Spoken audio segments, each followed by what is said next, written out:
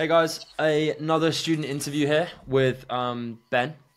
Now Ben hit his first 10K a month last month, and I'll let Ben introduce himself and tell us how that came about.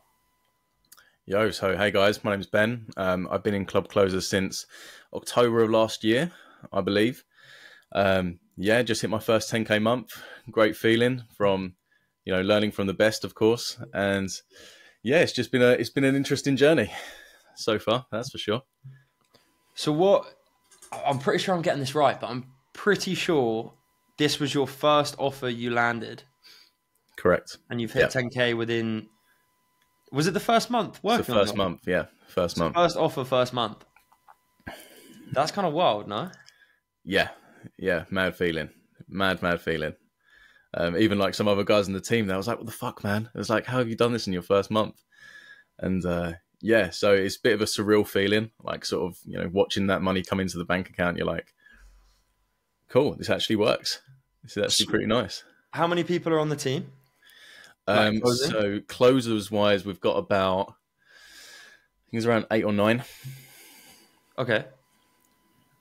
And you made 10. What did the other boys on the team do? So we've got sort of two metrics. So we have like cash collected, which is like your total cash on like rebills and stuff like that. And then we've also got new cash collected. So that's like everything you're actually bringing in for the month, like Yeah. new cash. And I hit just over 60K new cash collected. And then the top guys were, I was leading the ranks for about 3 quarters of the month. Last week, some of the other guys just came, smashed it in. A couple of them hit like 100K months and stuff like that. Oh, So, shit. That's huge. some mad stuff. I think that's probably the deposits rolling in, right? End of Yeah, the month. exactly that. Exactly that. You'll Guy get that. closed You'll like get that six coming in. deals in a day, which is mad. Yeah, Ben just said before we started recording that he's collected 13 deposits this month. So he's expecting like a bunch of cash in just like, what, a couple days? Yeah. Sick. So, yeah, keen to get into obviously what you were doing before you got into closing, before you joined Club Closer. What was the I guess like the origin story? Yeah, man. So I came from digital marketing agency space. That's sort of the background I came from. I was in marketing before and then sort of left my 9 to 5, ran an agency for about 3 years, 3.5 years. I just didn't ever get the traction on it, which I wanted to. It's really hard. You had to wear like What so were many the hats. numbers you were doing? I mean, it varied. Revenue wise, it was like between 5 to 15K in terms of revenue, depending. It was very seasonal.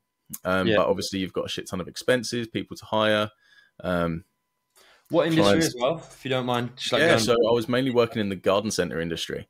Okay. And yeah, just that's where I originally came from, was my background. I'd done marketing for a garden center, realized that, I could probably do this myself. And then sort of went off and they actually became one of my clients. And then I've worked with garden centers around the UK. But it's a lot of work for not really the return I was expecting. So what did you say between 5 and 15, 10 and Yeah, 15K? What was your margin on that in terms of profit, like your take home? probably around, I'd say realistically, like 30-40%, I reckon. Okay. Mm. Cool. Because a lot of people don't think about that when they go and start like an online business. They'll be like, okay, I want to get to 10K a month. They get to 10K a month and they realize I'm actually only left with 4. Mm. Especially in the agency space, I know a lot of guys kind of make the numbers up in terms of like how lean you can run it. Whereas in reality, if you don't know how to market, you don't know how to run ads, Yep, you have to spend the money to get good people. So you keep the client and then it exactly, man. snowballs from there. Exactly. And that was one of the biggest challenges I had, because I could do all of the groundwork myself. Like I could design sites, I could do ads, everything like that. But you just end up working ridiculous hours to like get everything done on time, doing it all by yourself. And then, yeah, you've got higher profit margins. But on the other side, if you really want to scale, you need to start hiring people, and then those profit margins diminish. So it's like a fine line you have to try and balance, which is Yeah. difficult. And like, why did you set the agency up in the first place? Well, probably to buy your time back. So then if you're working a job where you're doing like Yep. 7 people's jobs, you want to outsource, you want to hire. Exactly that. So that's interesting because it sounds like the agency wasn't doing awful by any means. Mm-hmm. You got further than like a lot of people that try and start an agency. what was the decision kind of making process in terms of then getting into high ticket closing? Because arguably, like, if you had a successful agency, that could be seen as a step back.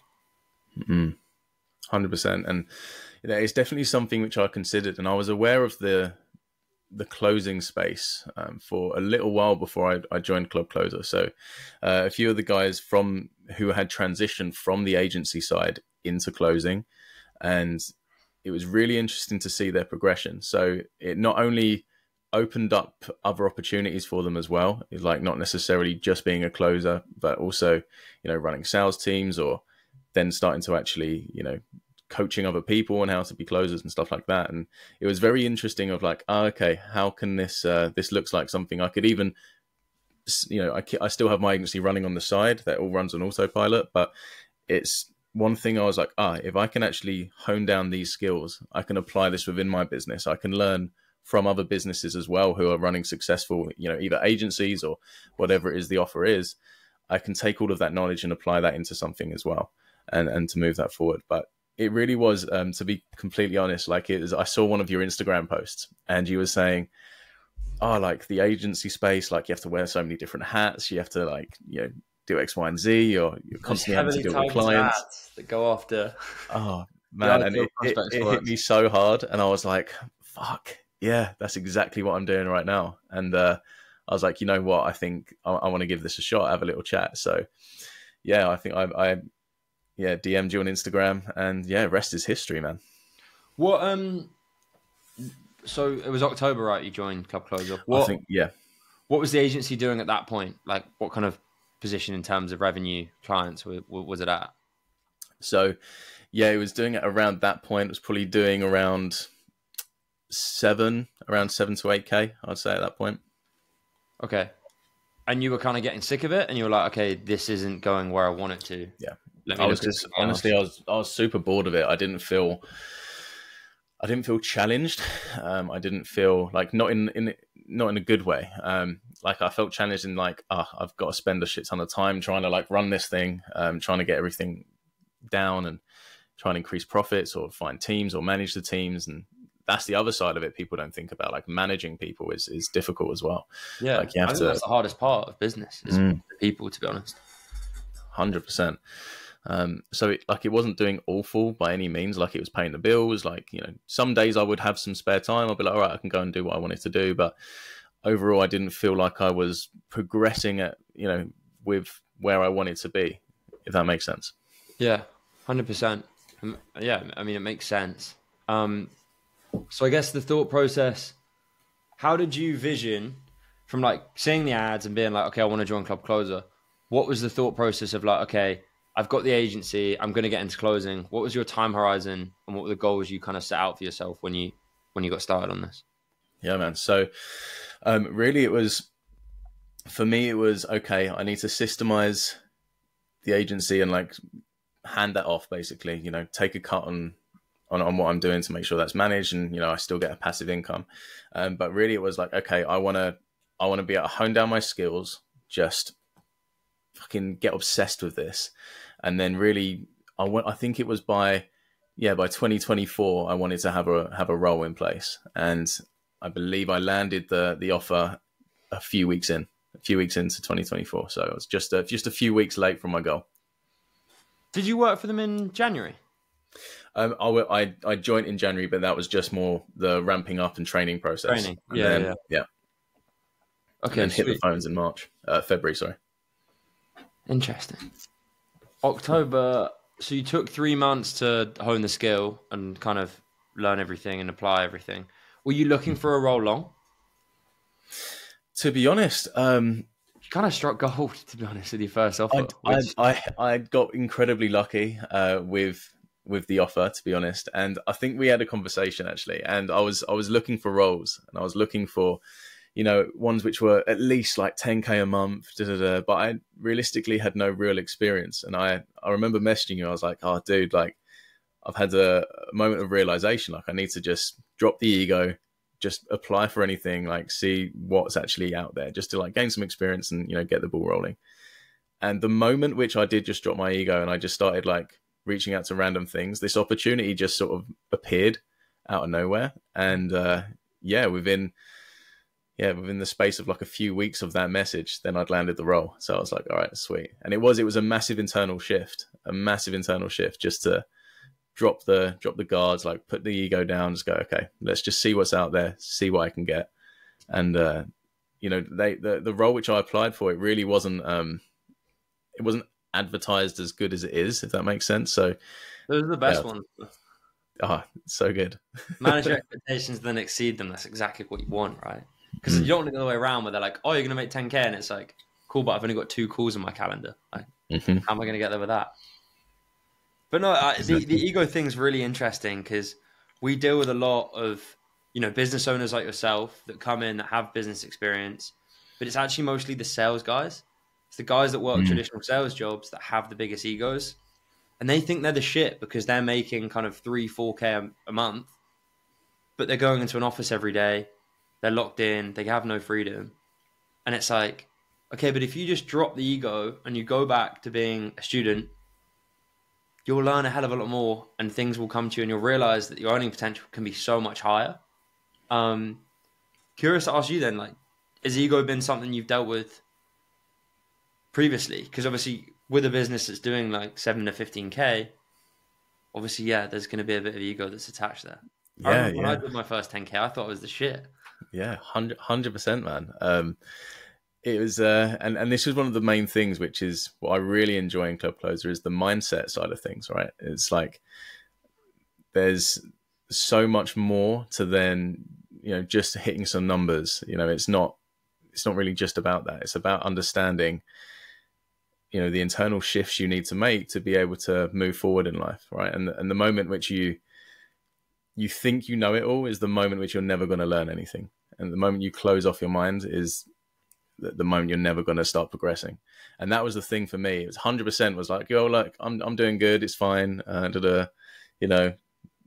These garden centers are a gold mine, but really, I really didn't really have any, I guess, appreciation for like where I could be going.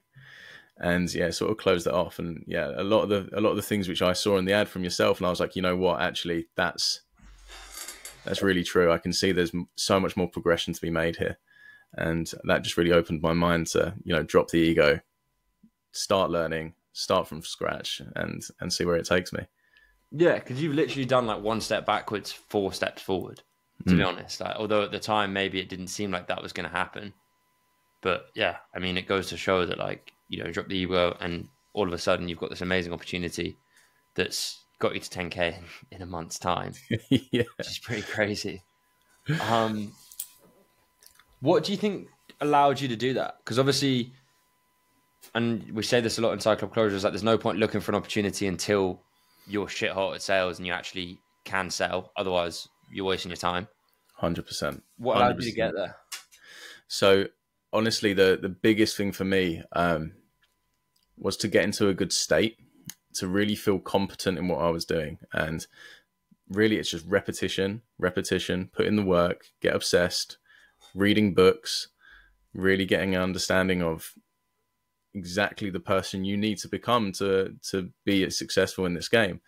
And that was definitely the biggest shift for me. Like, it's so funny. Like, you can have every like objection handling, every frame and hook, like down to a T. But if you don't have the right energy on a call, you don't have that conviction behind what you're doing and why you're doing it. And this is the thing, right? Like on a lot of calls, like you say to someone, I'm nervous to make a decision. You're like, look, if you want to move forward in life, you need to do these things. If you're not applying that in your own life, who are you to say that to someone else to make that step?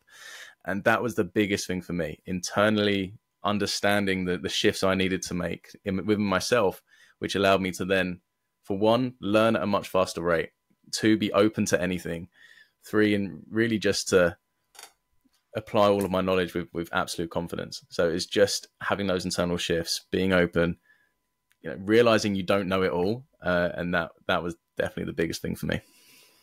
One of the things you said there about like sort of kind of relates to like being open to criticism. Like if you're telling people on a sales call to do something, you need to be open to doing it yourself. You need to have done those things. otherwise it's like, yeah, who are you to say that I need to, open my mind more or be a student if you're not being a student and you're not open to that And they'll growth feel it. yourself? They'll feel that. They'll know Yeah, exactly if you have done that or not. 100%. It, Yeah, it's funny when we were applying, hiring for an appointment setter a couple weeks back. One of the questions I asked is like, have you invested in yourself? And if they said no, even if they look great on paper, I was like, nah, I can't hire you, because you're ultimately selling something for telling someone to invest in themselves. Who are you to say that if you've actually never invested in yourself? Because you don't know the weight of it, you don't know the importance of it. You don't have enough conviction in it to have done it yourself. Therefore, how can you get someone else to do it? exactly. Yeah, you have to practice what you preach, right? Yeah, 100%. 100%. So what's the plan now? Obviously, great offer. Things are going well. Things are compounding. Mm-hmm. What's the sort of, I guess, the goal for the next sort of 6 months to a year? I mean, you still got the agency, right? That's important to know. The agency's still doing well. Yeah. So really the plan, so this was one of the things actually in the offer which I'm working actually, some of the training which they do is about having really super clear goals of where you want to get to and being able to visualize exactly where you want to be, how you're going to get there, and breaking that down into not just a goal, but a mission of exactly how you're going to get there. So I've got a number above this camera, I wish I could show you, but it's the amount I want to be earning on a daily basis to get to my goal by the time I'm 30, I can buy my mum a house, buy my own house, pay all of my family's debts off, stuff like that. So that's for me now, is figuring out, and this might change over time as like my experience goes on, but really to earn as much money as possible to get to those goals, which will enable me to, I guess, take those next steps into life. So yeah, it's just keeping an open mind, learning every single day on every call, and really having fun with it, man. Like I've enjoyed it so much, like having fun on calls, talking to people from all around the world, like you'd never speak to. And I fucking love it. I like the buzz I get from just talking to people and knowing I can change someone's life gives me mad pleasure. I love it. That's probably why you close as good as you do, Ben, in all honesty.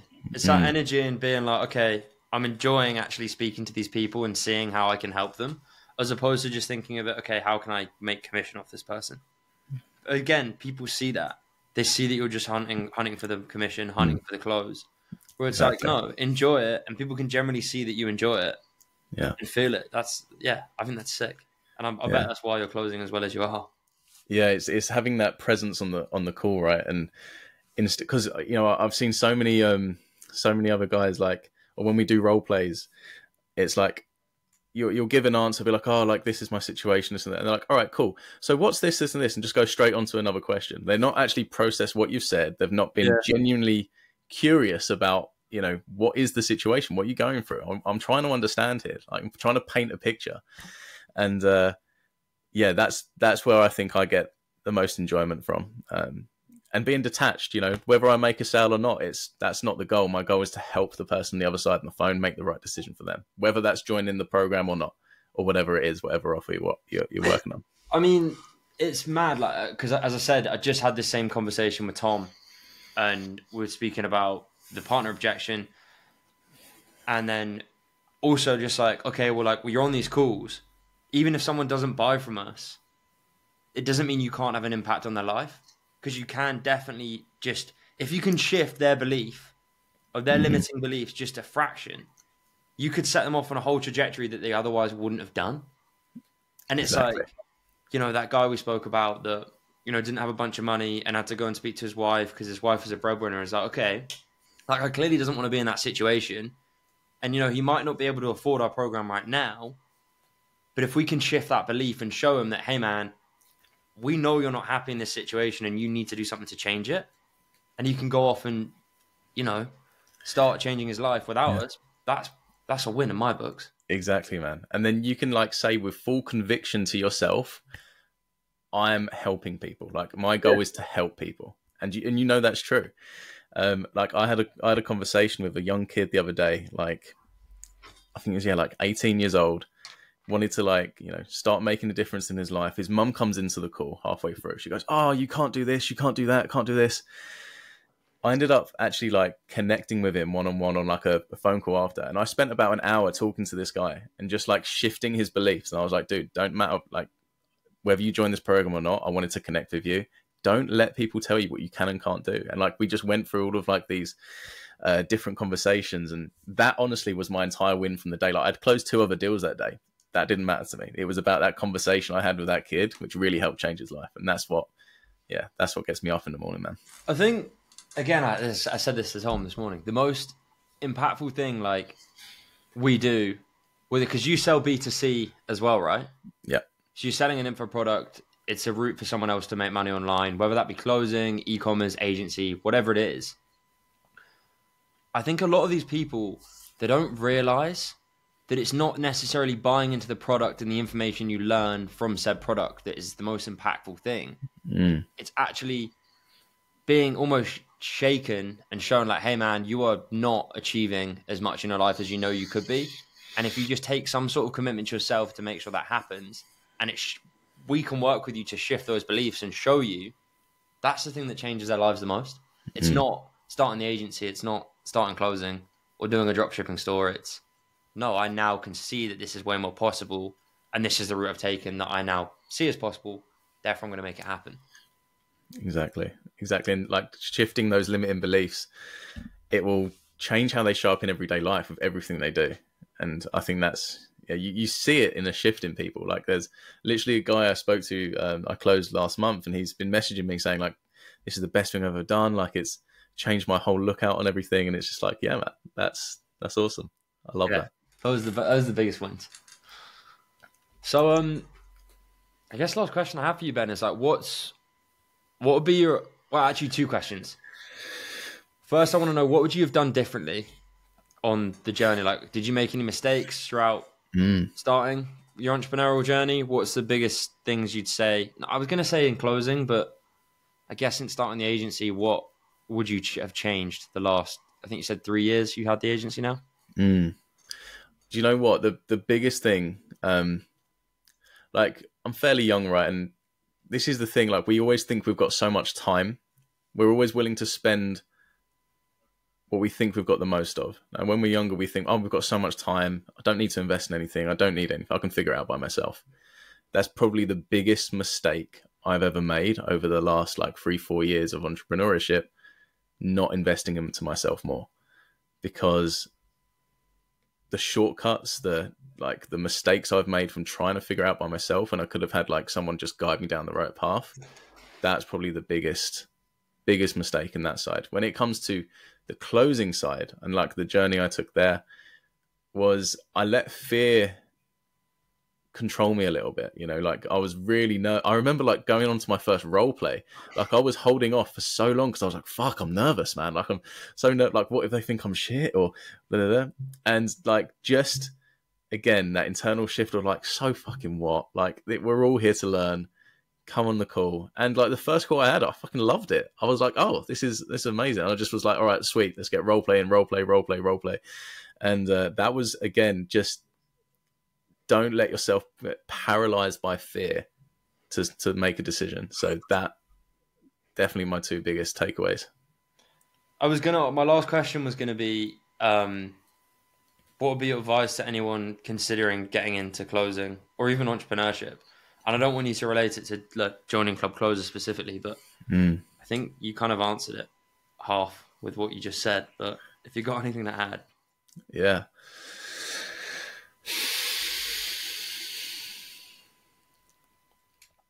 I would say, honestly, it's just believe in yourself. Believe in yourself. Don't let anyone tell you what you can and can't do.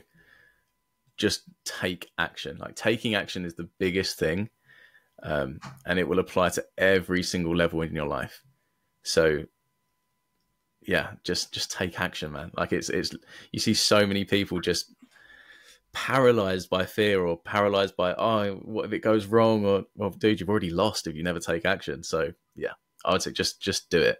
Just do it. It's like we're so programmed into thinking, oh, we need to work these 9-to-5 jobs. We need to do this. We need to go to uni. We need to do this. Don't get me wrong. It works out for some people, but it's not the only way to do things. So just try it. Yeah, I think biggest thing more people need to try and do or need to think about is like, what's the worst that's going to happen here?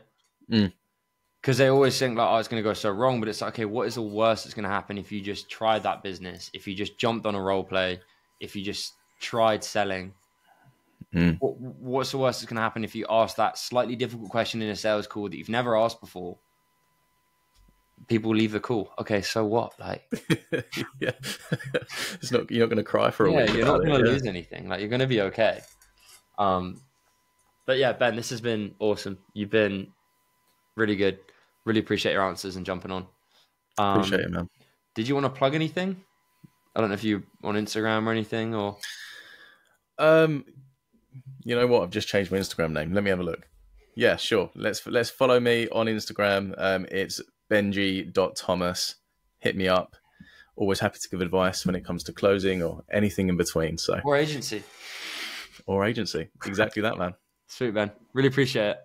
Pleasure, man.